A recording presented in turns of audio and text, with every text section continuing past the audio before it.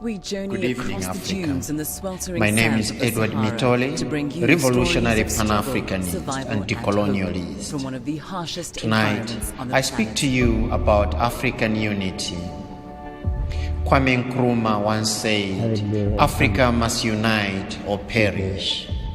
Without genuine African unity, our continent will remain at the mercy of imperialist domination and exploitation. Tonight, I give you 10 simple yet profound reasons why Africa must unite under a socialist economic system. Number 1, Africa's worth.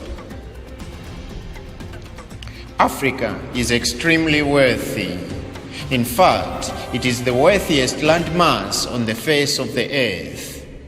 This wealth can be found in its abundant mineral resources and in its huge agricultural potential. Africa's mineral wealth includes a wide variety and huge volume of resources that are critical to the technical and industrial development of humanity. For example, gold, platinum, diamonds, manganese, cobalt, chromite, coltan, coal, radium, iron ores, chromium, copper, lead, zinc, tin, titanium, antimony, tantalum, germanium, lithium, phosphates, bauxite, uranium, petroleum, and natural gas. Similar figures could be provided regarding Africa's agricultural potential, which remains largely untapped. Although there are an estimated 632 million hectares of arable land in Africa, only 179 million hectares are actually cultivated. That is, less than 30% of its arable land. As with Africa's mineral resources, this arable land is unevenly distributed. In fact, in just 4 countries, the Democratic Republic of the Congo, Nigeria, and the 2 Sudans, where nearly 40% of this uncultivated land is located. There is enough agriculturally rich land to feed Africa's 1 billion population several times over. However, because this wealth is unevenly distributed, showing no relationship to the artificial, imperialist imposed division of the continent, this wealth can only benefit the masses of African people when it is shared on a continent-wide basis. Number 2, pooling investment resources.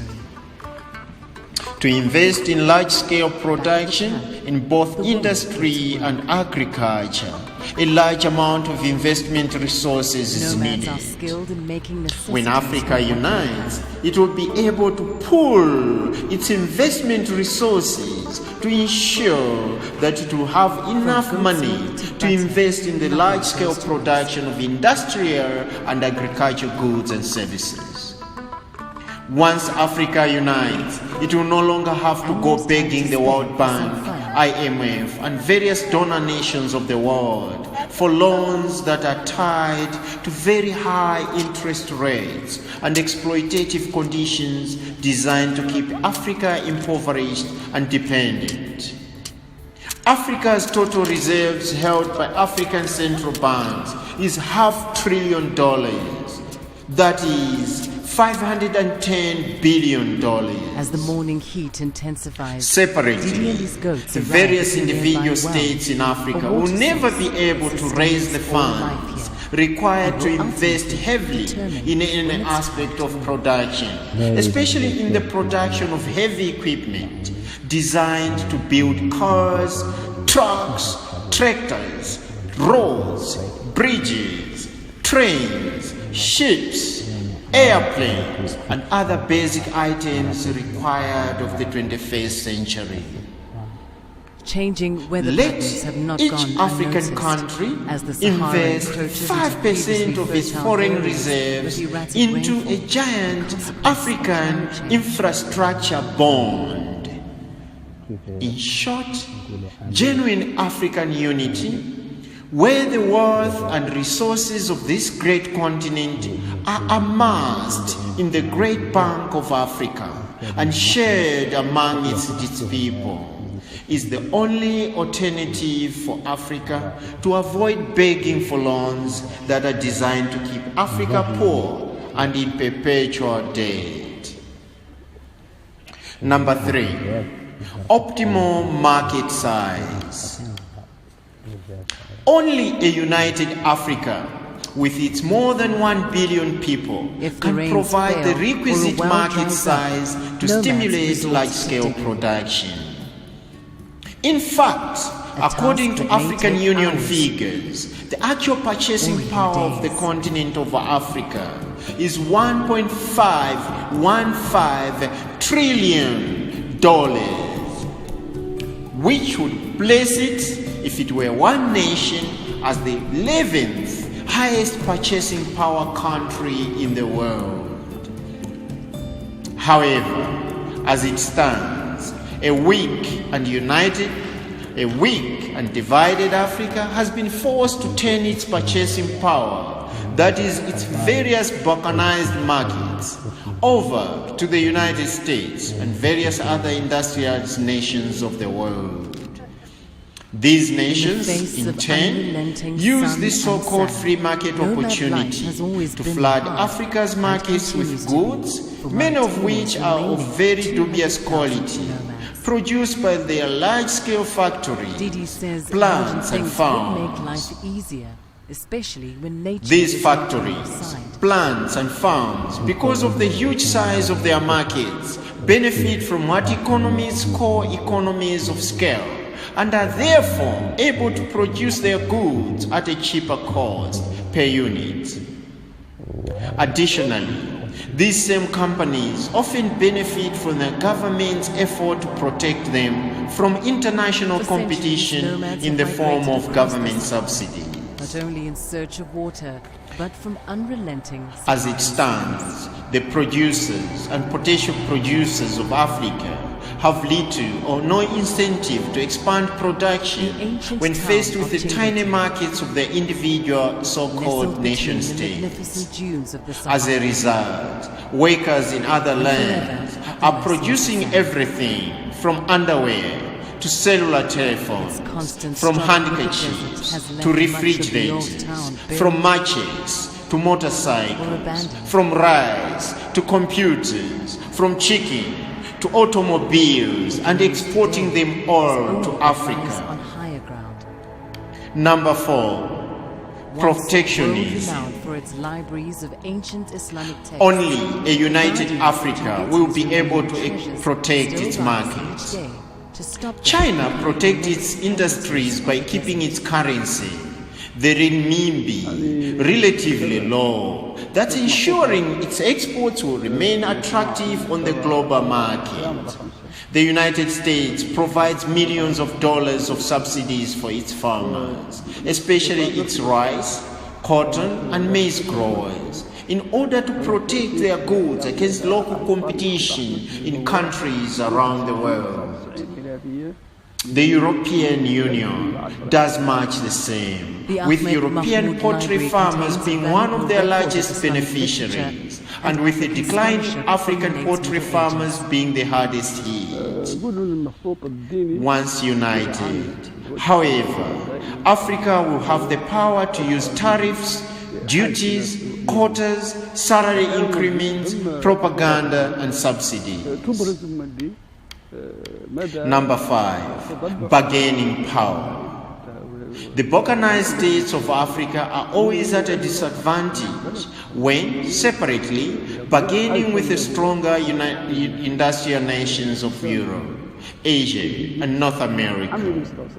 This is especially the case when trying to court foreign direct investment, FDI.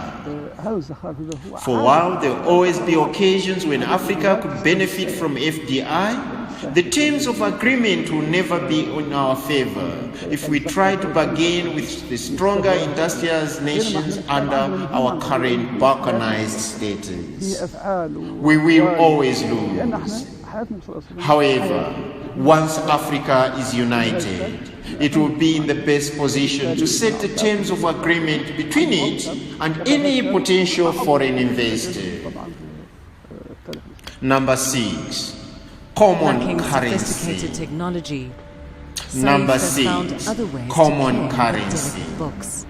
One of the best ways to integrate Africa's economy, enhance inter-African trade, and gain control in setting the prices of African exports is through the use of a common currency. A common African currency will eliminate the transaction costs customers pay when buying a different currency other than their own, especially for those involved in inter-African trade. Secondly, the prices of goods and services will be more transparent and thus more comparable when there is a common unit of account. Thirdly, the African common currency will become an international currency of higher value that billions of people inside and outside Africa will have to acquire in order to purchase anything made and sold anywhere in Africa. Number 7, continental planning. Only a united Africa can plan continentally.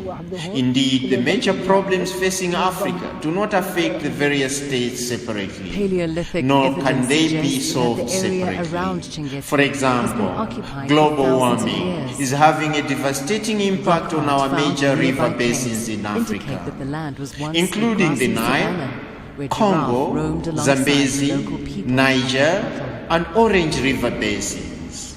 They are slowly, and in some cases, swiftly drying out. But how do we solve this problem? When each of these major river basins interacts with several African microstates in all of the 5 regions of Africa. Can or should any one African country solve this problem alone? When ultimately the entire continent is being affected. In fact, all of the major challenges facing Africa require continent-wide solutions based on continent-wide scientific planning. For example, there is absolutely no reason for the people of Africa to be going hungry anywhere on the continent due to drought when these huge water bodies located throughout the continent.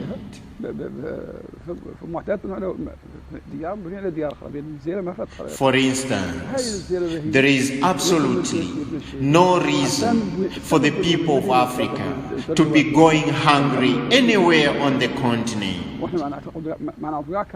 With these huge water bodies located throughout the continent. For instance, there is absolutely no reason for the people of Africa to be going hungry anywhere on the continent due to drought. With these huge water bodies located throughout the continent. However, with less than 5% of African land being irrigated, is there any wonder that our rain-dependent agriculture systems throughout the continent are unable to feed all of its people?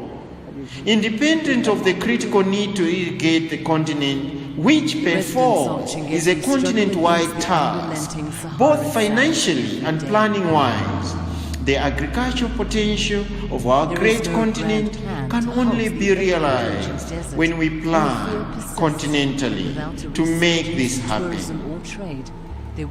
After all, just one country, the Democratic Republic of the Congo, has the agricultural potential to feed the whole of Africa.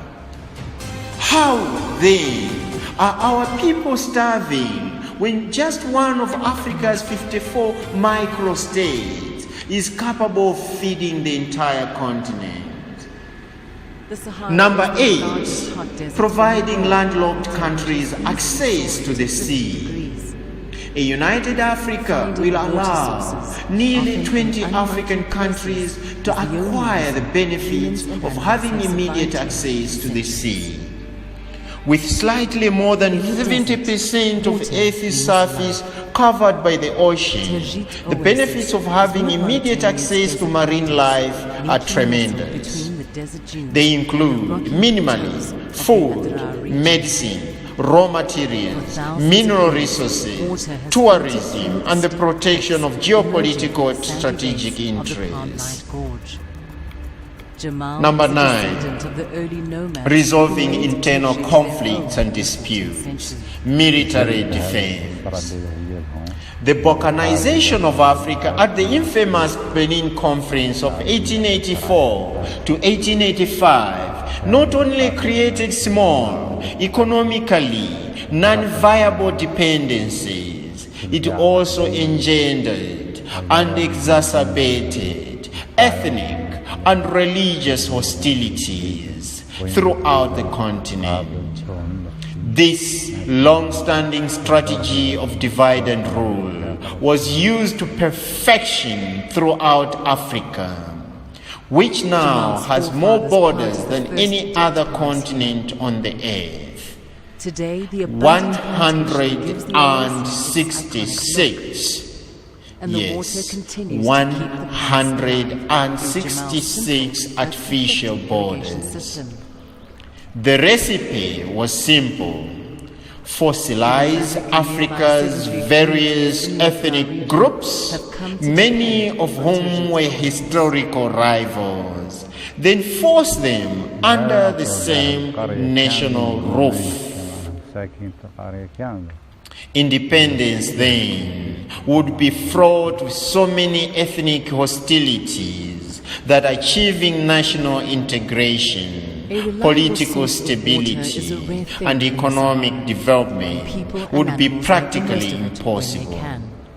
As a result, we have an entire continent replete with intrastate and interstate conflicts, many of which over the years have blossomed into full-scale civil wars.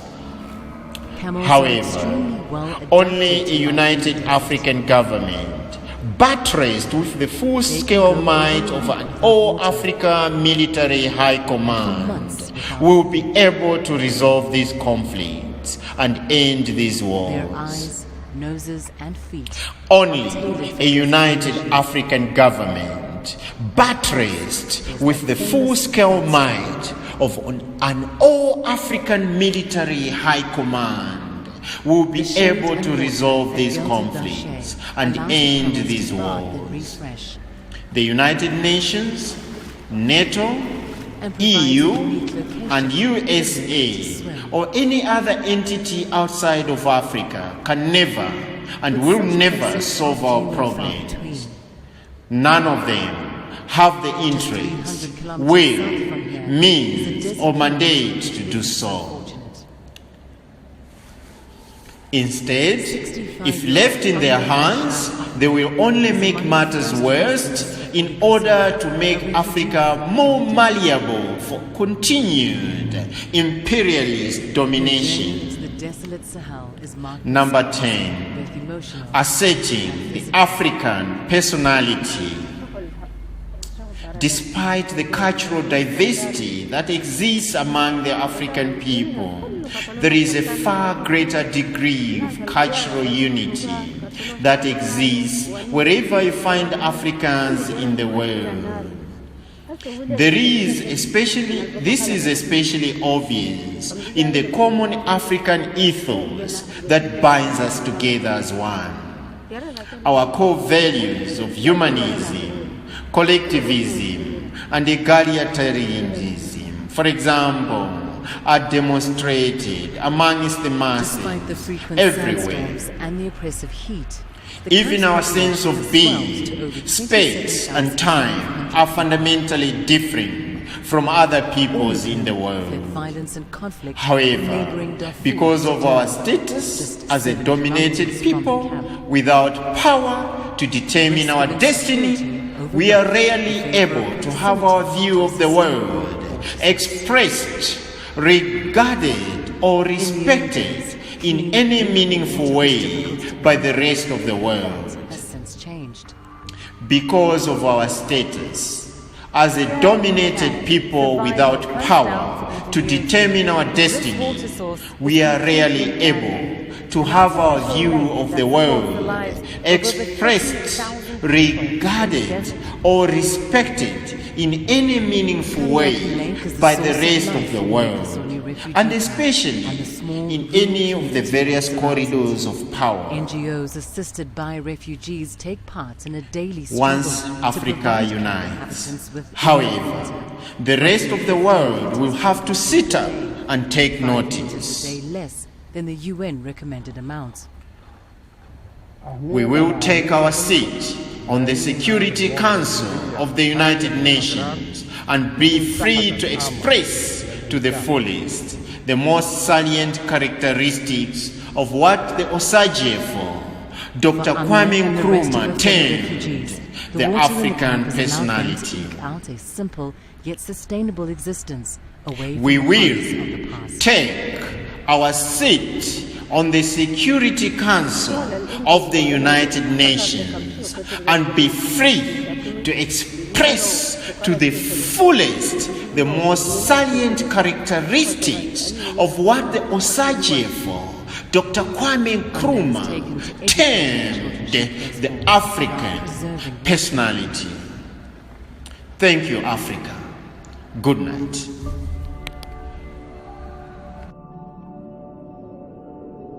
This is the Sahel. Thousands of kilometers of dry, arid earth. An ancient battleground between man and the desert. Bordering the Sahara, desert sands are silently engulfing the region, destroying fertile land and displacing vulnerable communities in the process. But there are those fighting back. These are unlikely heroes, men and women at the forefront of the Green Revolution, who may just secure the future livelihoods of millions.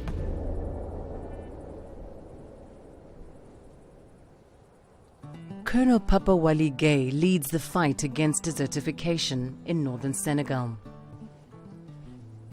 Et je suis le directeur général de l'Agence nationale de la Grande Muraille Verte au niveau du Sénégal. On est effectivement au cœur de la Grande Muraille Verte dans son segment Sénégal qui fait 545 km. Et là, vous voyez les plantations qui sont autour de nous, sont des plantations qui datent de l'année 2010. Trees are the first line of defense against desertification.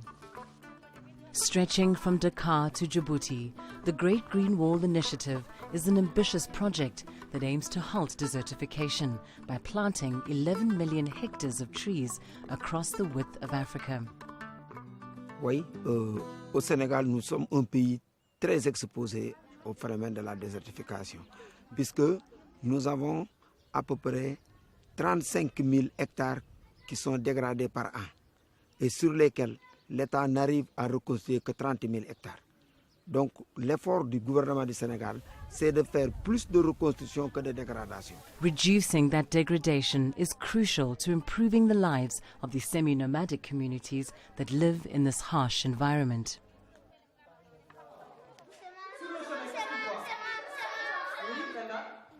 Ibrahima Diawara, the principal of the local school, has witnessed how the loss of land drives poverty, unemployment and forced migration. L'école a ouvert ses portes après. Quelques années après, l'école a été obligée de fermer. Bon, le problème majeur ici, c'est la transhumance. Parce que d'habitude, vous voyez avec le problème, c'est l'herbe qui est l'exigence.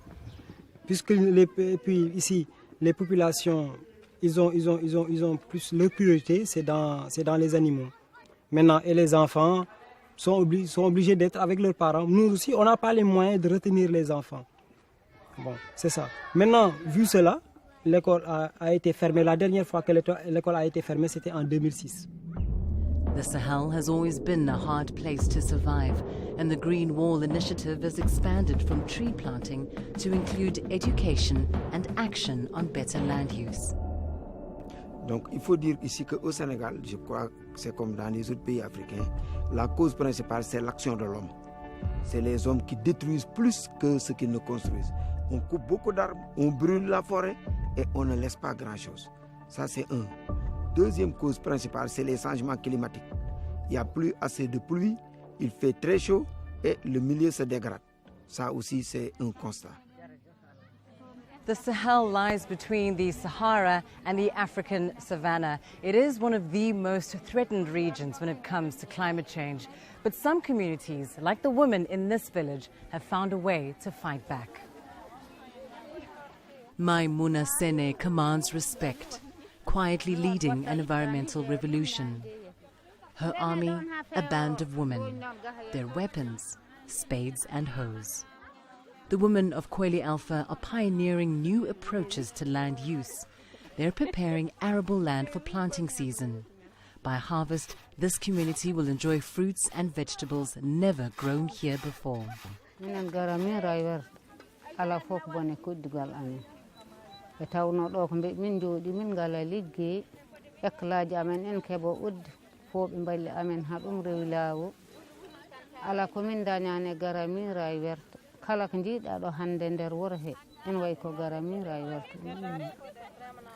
The women's agricultural production has boosted food security and generated employment. Their success has meant that instead of migrating to find new pastures for their animals, they can stay in the village all year round.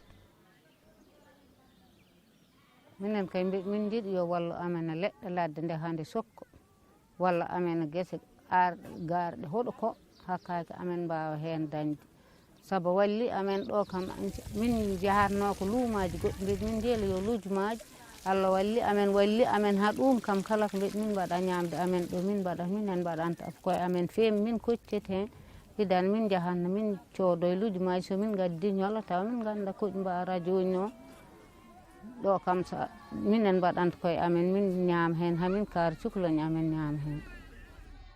Cette grande muraille a permis de permettre aux animaux qui étaient là de revenir, puisque l'habitat est reconstitué. Nous avons maintenant des oiseaux, des animaux qu'on ne voyait pas depuis 20 ans, depuis 40 ans même, et qui sont en train de revenir. Mais la population aussi a gagné beaucoup dans ces impacts, puisque comme vous le voyez, je le disais hier, les éleveurs ne vont plus en transhumance, les enfants restent et les écoles marchent mieux. Now, more than 142 children are enrolled in Ibrahima's school, and he's proud to help them develop and grow, to give something back to the community. Il n'y a personne, par exemple, qui de la localité qui est dans le personnel administratif, les agents de l'État qui sont là. Donc on veut que, notre espoir c'est que demain, dans un futur très proche, que ces enfants-là puissent occuper nos postes à nous. Papa Gay believes the battle to reclaim the lands of the Sahel is one he and the community he serves can win. Moi, j'étais dans l'armée, mais je me suis arrêté au lycée seulement. Mais maintenant, aujourd'hui, mon expérience de stratégie d'armée est transformée non pas pour attaquer, mais pour contourner. If the world continues to do little to reverse the effects of man-made climate change, the battle with the desert will intensify. The successful start of the Great Green Wall initiative in Senegal provides a valuable lesson for other vulnerable communities across the continent.